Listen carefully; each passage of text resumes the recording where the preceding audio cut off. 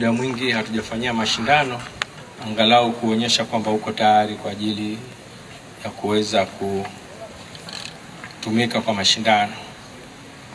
Lakini pia timu yetu ikiondoka hapa inakwenda Kilimanjaro International Airport kusafiri kwenda kule.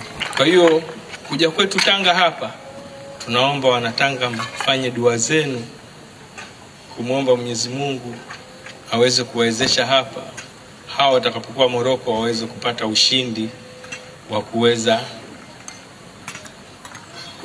kuingiza mguu mmoja kombe la dunia. Nazungumza hivyo kwa sababu baada ya mechi ya Morocco tuna mechi mbili hapa nyumbani na Zambia na Niger, ambao mechi za kwanza tulishacheza tukawafunga kwao. Kwa hiyo tunatakiwa tucheze nao hapa baada ya mechi hiyo.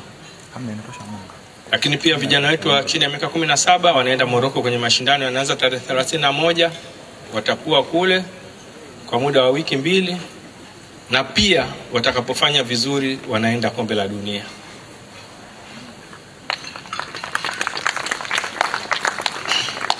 Na kwa taarifa ya wale ambao hawana takwimu zetu, vijana hao walioko kule Egypt ambao wanaenda Morocco wametokea hapa Tanga na tumeanza kuwakusanya kama tunavyowakusanya hawa, na waliweza kuwa mabingwa wa Afrika wa chini ya miaka 15.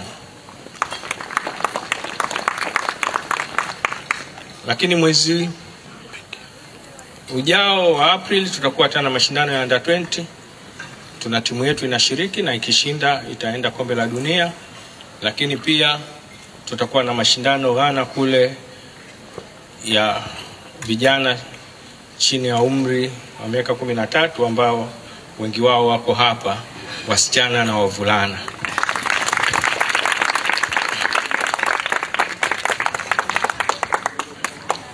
Mheshimiwa mgeni rasmi, kidogo natoa data hizi.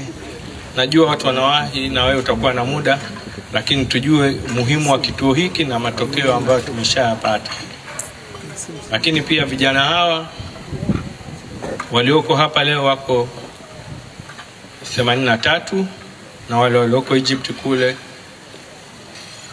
wako 24, na wote wanakaa hapa, na kituo chetu kiko pamoja na wenzetu wa FIFA kwenye mradi unaitwa TDS, ambao ikiwezekana na kimpendeza Mwenyezi Mungu tumeshafikia hatua za mwisho ya kuweza kuwa hiki kituo FIFA Talent Academy, na inawezekana mwezi wa 5 wakaja hapa kwa uzinduzi rasmi.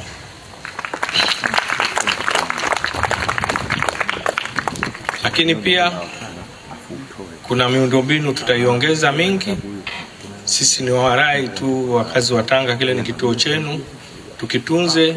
Juzi kidogo kuna uharibifu ulitokea, kuna watu waliwasha moto ambao kidogo ulikuwa ulete athari, lakini tunawashukuru wenzetu wa zimamoto, tulisaidia nao tukaweza kuzima. Kwa hiyo ni kituo muhimu sana, sio kwa Tanga tu, kiko Tanga lakini kwa Tanzania nzima.